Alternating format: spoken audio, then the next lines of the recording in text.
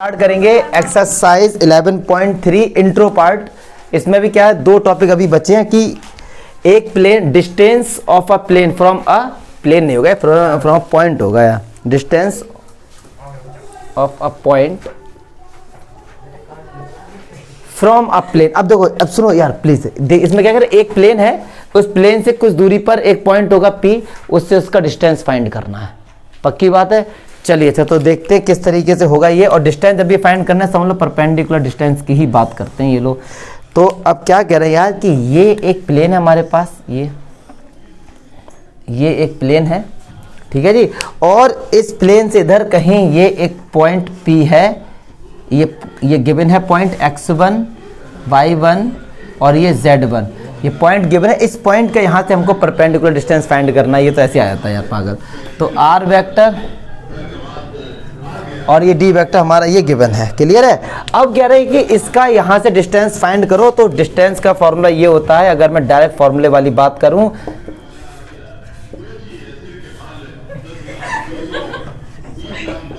ये होता है, और इसकी ये वेक्टर फॉर्म से होता है। और ए वेक्टर क्या होता है, जो गिवन पॉइंट है उसका पोजीशन वेक्टर, ठीक है जी। अच्छा, और इसकी कार्टेशियन फॉर्म क्या होती है, फिर इसका प्रूफ भी करेंगे, इस पे बेस्ट एग्जांपल भी हम लोग करेंगे। ax1 plus by1 cz1 minus का d अपॉन रूट में a square plus b square. अब समझ लो बस ये सब क्या है, ठीक है। अगर जो वेक्टर लिया है, अगर आपने n वेक्टर लिया है तो a b c उस n वेक्टर के डायरेक्शन रेशियोज हैं, और उस केस में ये d distance from the origin नहीं है, ये हमारा क्या है, कांस्टेंट है, क्लियर है। तो ठीक है, तो ये फॉर्मूले हैं, ये सब बेसिक चीज़ें। अब इसका प्रूफ भी देख लेंगे हम लोग यार, इसके प्रूफ भी करते हैं, ये चीज़ सब कहाँ से आती हैं। अब इसका लॉजिक समझें, सुनो क्या। अब वो ये कह रहे हैं जो ये पॉइंट P है, इस P पॉइंट पर एक ऐसा प्लेन लो जो कि इस प्लेन के वो क्या हो, पैरेलल हो, इस प्लेन के क्या हो, वो पैरेलल हो। तो इस प्लेन का जो भी नॉर्मल वेक्टर है, ये रहा यूनिट नॉर्मल वेक्टर, वो ही इस प्लेन का भी होगा, क्योंकि ये आपस में क्या है, पैरेलल है। इस चीज को समझेंगे कैसे कि यार एक प्लेन ये रहा, एक कॉपी दो जरा, ये कॉपी दो जरा, और एक प्लेन ये रहा, ये आपस में क्या है, अगर मान लो मैंने कहा ये आपस में पैरेलल है, तो जो नॉर्मल वेक्टर इसके लिए वर्क होगा वही तो इसके लिए वर्क करेगा, अगर ये आपस में क्या है, पैरेलल है। तो इसका मतलब क्या हुआ कि जो इस वाले का नॉर्मल वेक्टर है वही इस वाले का नॉर्मल वेक्टर होगा। तो ये प्लेन हमारा π2 है। अगर आपसे मैं ये कहूं कि भैया इक्वेशन ऑफ π2 बताओ, तो देखो जरा, π2 एक कैसा प्लेन है जो इस पॉइंट से होता हुआ जा रहा है, और इसका नॉर्मल वेक्टर वही तो है जो इसका होगा, यस और नो। तो उस प्लेन की इक्वेशन होती है r vector minus a vector dot this equal to 0। हमने पढ़ा है कि एक प्लेन अगर किसी पॉइंट से होता हुआ जाता है और उसका नॉर्मल वेक्टर ये है। अब तो अगर यहाँ पे ये लगा देंगे तो वो डिस्टेंस फ्रॉम द ओरिजिन नहीं होता है, इसे लगा दिया तो समझो डिस्टेंस फ्रॉम द ओरिजिन। तो टेंशन ना लेना बिल्कुल भी, ये क्या सब बकवास गिरी है, सिंपल चीजें ये माइनस। अब यहां से लॉजिक है, सारे बच्चे ध्यान से समझेंगे। तो r वेक्टर ये हो गया, ये उस माइनस वाला उस तरफ जाएगा तो किसका हो जाएगा, ये प्लस का हो जाएगा। अब एक बात सुनो, अगर जब ये इक्वेशन होती थी ये वाली, तो ऐसे केस में जो इधर होता था, जो भी इधर होता था, वो डिस्टेंस फ्रॉम द ओरिजिन होता था, पक्की बात है। तो ये r डॉट एन कैप, तो ये जो है क्या ये डिस्टेंस फ्रॉम द ओरिजिन नहीं है, पक्की बात है ना। अगर इससे हम लोग कंपेयर करेंगे r dot n cap equal to something में जो भी होगा वो डिस्टेंस फ्रॉम द ओरिजिन नहीं होगा। तो इस प्लेन का यहां से हमको डिस्टेंस पता लग गया, यहां से मतलब ओरिजिन से जो भी इसका डिस्टेंस है वो निकल के आ गया, क्योंकि ये इक्वेशन किसकी है, π2 की। तो इसका नॉर्मल वेक्टर ये हो गया, मतलब ये डिस्टेंस फ्रॉम द ओरिजिन हो गया इसका, क्लियर है। ये बात समझ आ रही है ना। हमको तो लेकिन ये डिस्टेंस फाइंड करना है, ये वाला हमको तो यार ये वाला, क्योंकि इस पॉइंट से यहां तक का डिस्टेंस फाइंड करना है। ये बात समझ आ रही है या फिर नहीं, क्लियर है। तो एक बात सुनो, जो डिस्टेंस इसका यहां से होगा पूरे में से इस वाले का डिस्टेंस माइनस कर देंगे तो क्या ये वाला डिस्टेंस निकल के नहीं आ जाएगा। बात समझ आ रही है या फिर नहीं आ रही है, समझो बात को। जो ये भैया इक्वेशन किसकी है, ये इक्वेशन है पाई 2 की। तो इस केस में ये डिस्टेंस फ्रॉम द ओरिजिन इसके लिए हो गया, और इस केस में डिस्टेंस फ्रॉम द ओरिजिन यही तो होता है, यस और नो। ये टोटल डिस्टेंस है, उसमें से ये वाला डिस्टेंस हम क्या करेंगे, माइनस कर देंगे। तो टोटल डिस्टेंस तो डी है यहां से लेके यहां तक, और इसका डिस्टेंस कितना है, दिस। क्लियर है। तो ये डिस्टेंस आ गया, अगर ये मान लो पॉइंट पी है तो पी की डिस्टेंस निकल के आ गया, ये हमारा पहली चीज। अब आप कहेंगे सर यहाँ तो फॉर्मूला ये है, यहाँ कुछ नहीं है यार। पहले बात तो मॉडुलस के अंदर a माइनस बी और b माइनस ए का आंसर तो एक ही आएगा। ये हमने, इन्होंने पहले लिखा, इन्होंने बाद में लिखा, आंसर तो एक ही होगा इसका। चलिए यहाँ पे ये क्या है, यूनिट वेक्टर है, लेकिन अगर एग्जाम में दिया गया है नॉर्मल वेक्टर तो कुछ नहीं करेंगे, इसके मॉडुलस से क्या कर देते हैं हम लोग, डिवाइड कर देंगे। क्लियर। अब एक और डाउट कि सर ये जो आएगा डिवाइड, ये तो केवल इसी के पे आएगा, क्योंकि इसका ये आपने इसके साथ भी लिख दिया। अरे भैया इसलिए लिख दिया क्योंकि जब यहाँ पे केवल वेक्टर होता है तो ये कांस्टेंट होता है, ना कि डिस्टेंस फ्रॉम द ओरिजिन होता है। और किसी कांस्टेंट में किसी का डिवाइड करो मल्टीप्लाई करो रहेगा तो कांस्टेंट ही। अगर डी कांस्टेंट है तो ये भी कांस्टेंट ही है। ठीक है। तो ये हमारा फॉर्मूला निकल के आ गया उनके बीच का, एक पॉइंट से किसी प्लेन के बीच का डिस्टेंस निकाल लेंगे, ये फॉर्मूला हमारा प्रूफ हो गया। ठीक है। अब कार्टेशियन फॉर्म में क्या, ए की वैल्यू पुट करो, यहाँ पे एन वेक्टर की वैल्यू पुट करो, तो सिंपल हमारा यही निकल के आ जाएगा। क्लियर को आप कंफ्यूज मत होना कि सर ये वाला लगा है या ये, क्योंकि इसमें डी पहले आ रहा है। भैया मॉड्यूलस के अंदर दोनों का आंसर सेम आता है। क्या डाउट हुआ, क्या डाउट हुआ ये बताइए, क्योंकि हमने ये इस प्लेन की इक्वेशन फाइंड करी, ये एक पॉइंट गिवन है और इसका जो नॉर्मल वेक्टर है वही इसका नॉर्मल वेक्टर होगा, तो यहाँ पे हमने निकाल दिए। कोई डाउट हुआ मल्होत्रा, पक्की बात है। चलिए अब इसे बेस एग्जांपल देख लेते हैं जो भी है। चलिए अच्छा, अब इस पे बेस एग्जांपल देखते हैं। क्या कह रहे हैं, find a distance of a point this from the plane. तो भैया कुछ नहीं करना यार, वैसे ही ये डिस्टेंस, ये पॉइंट है, P पॉइंट है, इसके कोऑर्डिनेट 2 5 -3 और ये रहा प्लेन। इस प्लेन की इक्वेशन ये है। अब देखो ये वेक्टर फॉर्म में, तो सुनो ध्यान से रहा, ये P पॉइंट है तो इसका पोजीशन वेक्टर कितना A, तो A वेक्टर की वैल्यू निकालो क्या होगी, 2i cap plus 5j cap minus का 3k कैप। अच्छा सुनो, ये क्या यूनिट वेक्टर है, नहीं है, तो इसका मतलब पक्की बात है n वेक्टर होगा ये ना, क्योंकि 6i cap minus 3j cap, अगर इसका आप मॉडुलस निकालेंगे बन नहीं आएगा, तो पक्की बात है ये यूनिट वेक्टर नहीं है, तो ये नॉर्मल वेक्टर होगा। और जब ये नॉर्मल वेक्टर है तो ये डिस्टेंस फ्रॉम ओरिजिन नहीं होगा, ये फिर कांस्टेंट होगा। तो d की वैल्यू कितनी 4, अरे भैया सारी वैल्यू यहाँ पुट कर दो डिस्टेंस फॉर्मूले में, a और n का मल्टीप्लाई कर दो, 6 2 जा 12, 5 3 जा 15, 3 2 जा 6 और माइनस का d कितना है 4 और मॉडुलस n, तो 6 6 जा 36, 3 3 जा 9, 2 2 जा 4, बस आंसर आ गया, ये हमारा डिस्टेंस निकल गया। क्लियर है। बस लास्ट और इसमें प्रूफ बचा है कि लाइन और प्लेन के बीच एंगल क्या होता है, उसको भी देखते हैं और हम लोग जल्दी से प्रूफ कर लेते हैं उसका। क्लियर है क्या, चलिए चल, angle between a line and a plane, most important, इसका प्रूफ भी देखेंगे, कार्टेशियन फॉर्म भी देखेंगे, सब कुछ देखेंगे। सुनो यार जरा, ये एक प्लेन है, ठीक है जी, एक प्लेन है पाई, इसकी इक्वेशन ले लेते हैं। अगर ये वाला वेक्टर लिया तो ये d हमारा क्या होगा, डिस्टेंस फ्रॉम ओरिजिन नहीं होगा, कांस्टेंट होगा। कह रहा है ये एक लाइन है इस तरीके से, ये लाइन जा रही है, ये एक लाइन जा रही है इस तरीके से, अरे एक ही पेन आ रहा बार बार, ये भैया। तो कह रहे हैं इसने प्लेन के साथ जो एंगल बनाए वो बताइए। अब सुनो जरा, अब सुनो ध्यान से जरा, ये प्लेन है, कॉपी दो जरा, कॉपी दो, अपनी बुक दो जरा, कुछ भी दे दो। ये प्लेन है हमारा, ये एक लाइन जा रही, ये तो एंगल बना क्या, अगर मैं आपसे कहूँ भैया ये प्लेन है तो एंगल यही तो बना, ये प्लेन है और ये लाइन जा रही है तो एंगल यही तो है। तो एक बात सुनो, ये लाइन है और ये प्लेन है तो एंगल यही तो है, मान लो ये थीटा एंगल, यही तो हमको फाइंड करना है, पक्की बात है।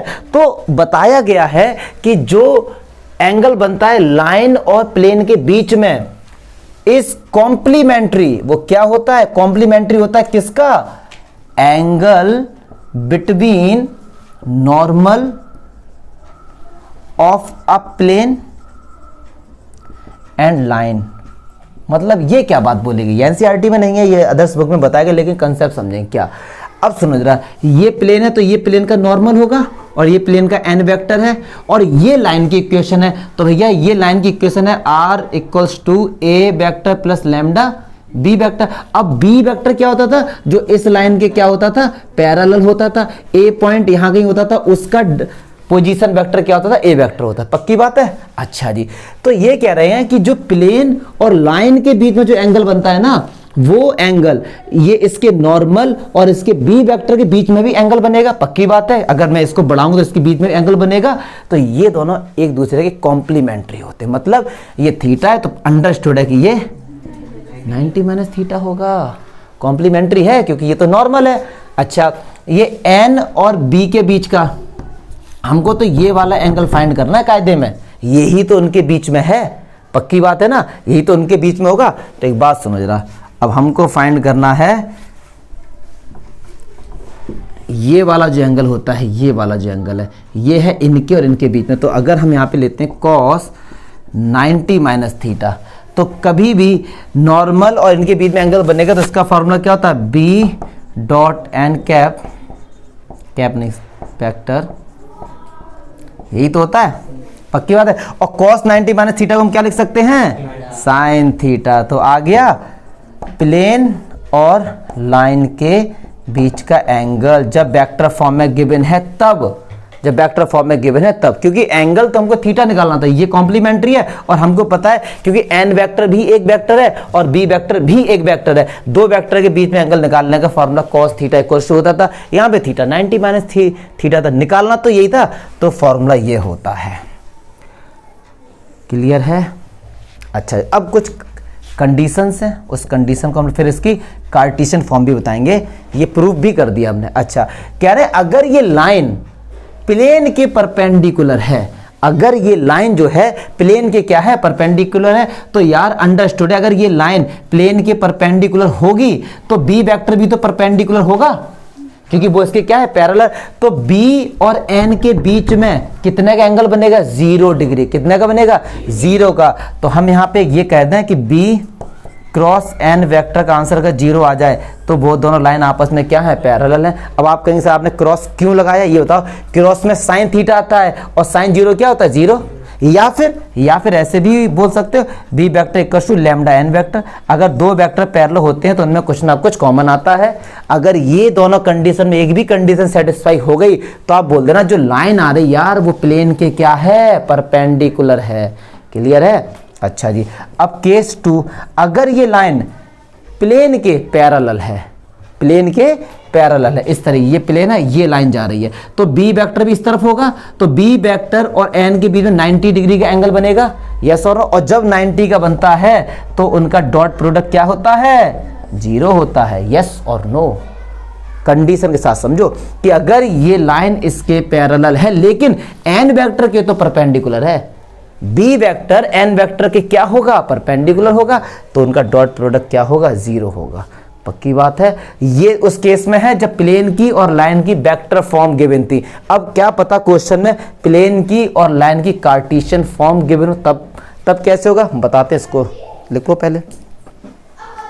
अब ये कह रहे हैं अगर लाइन की कार्टेशियन फॉर्म गिवन, देखो यार बात नहीं करो, x माइनस x1 अपॉन a, y माइनस y1 अपॉन b और z माइनस z1 अपॉन c, और प्लेन की भी कार्टेशियन फॉर्म गिवन है ax plus b y plus c z plus d equals to 0। ठीक है, ये प्लेन की है। और अब समझो यार ये क्या है, x1 y1 z1 क्या है, जो लाइन है जिस पॉइंट से होती हुई जा रही है, और ए बी सी क्या होता है, जो वेक्टर इस लाइन के पैरेलल है उसके डायरेक्शन रेशियोज। अब ए बी सी क्या है, जो ये नॉर्मल वेक्टर उसके डायरेक्शन रेशियोज। ठीक है, तो इनके बीच में जो हमारा फॉर्मूला होता है sine theta equals to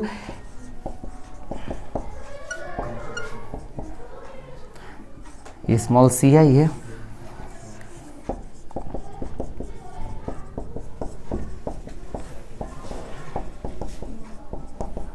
clear है। तो ये हमारे पास है, पक्की बात है। अब मैंने मॉडुलस इसलिए लगा दिया, एक्यूट एंगल बनना था इसलिए, तो पॉजिटिव होगा। अच्छा, अब इसमें भी कंडीशंस हैं। क्या कंडीशंस हैं कि भैया लाइंस अगर लाइन और प्लेन आपस में क्या है, परपेंडिकुलर है, तो ऐसे केस में पता है क्या होगा, ऐसे केस में इनका मल्टीप्लाई ए प्लस बी बी ये कितना हो जाएगा, 0 हो जाएगा। अगर ये 0 हो जाता तो लाइंस आपस में, लाइंस और प्लेन आपस में क्या है, परपेंडिकुलर है। अगर पैरेलल हैं तो इनका रेशियो हमेशा क्या आएगा, बराबर आएगा। क्लियर? ये स्मॉल सी बोले तो इस वाले का और कैपिटल इस वाले का, ठीक है डियर। तो अगर यहाँ पे LMN होता, LMN, तो हर जगह ABC की जगह LMN पुट कर देते, बस और कुछ नहीं था। हमारा हो गया सब कुछ, यही है और तो कुछ है नहीं इसमें ना, ठीक है। मुझे नहीं लगता कि कोई भी इसमें डाउट होगा।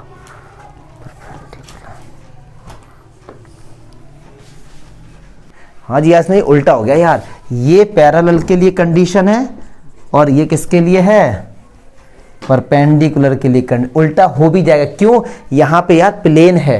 ये कंडीशन तब सही थी जब हम लोगों ने पढ़ा था लाइंस में, ठीक है। तो उल्टा हो गया, अगर परपेंडिकुलर है तो ये और इस तरीके से है तो ये। मुझे नहीं लगता कोई डाउट में होना चाहिए। क्लियर है? तो सिंपल बात है, इससे बेसिक एग्जाम्पल लेंगे बढ़िया सा। चलिए हटाओ मल्होत्रा भाई, तुम आ जाओ। अब देखो यार, ये कह रहे हैं फाइंड द एंगल बिटवीन, ये लाइन की इक्वेशन है और ये प्लेन की इक्वेशन है। तो सबसे पहले लाइन और प्लेन की इक्वेशन को स्टैंडर्ड फॉर्म में लिखा करो, सबसे पहला काम। तो स्टैंडर्ड फॉर्म में क्या, ये प्लस है, इसको माइनस बनाओ, जबकि इससे डायरेक्शन कोई भी फर्क नहीं पड़ेगा, फिर भी एक हैबिट डालते चलो स्टैंडर्ड फॉर्म में। तो क्या ये A, B और C हो गए। अगर इनका स्क्वायर करके ऐड करते और 1 आता तो ये LMN होते ही, लेकिन ये तो अभी नहीं आ रहा 1। अच्छा, ये कैपिटल A, ये कैपिटल B और ये कैपिटल C। तो ऐसे केस में फॉर्मूला यार लगा दो बस, capital A this, capital B B, capital C C, क्योंकि कार्टेशियन फॉर्म है इसलिए कार्टेशियन वाला लगेगा। अब मैं आगे सॉल्व इसलिए नहीं करूं, केवल वैल्यू पुट करनी यार। कैपिटल A कितना 10, स्मॉल a कितना 2, प्लस B कितना ये और C कितना 3, ये माइनस का 11 और ये कितना 6। कर देना आंसर नीचे। कहाँ पर?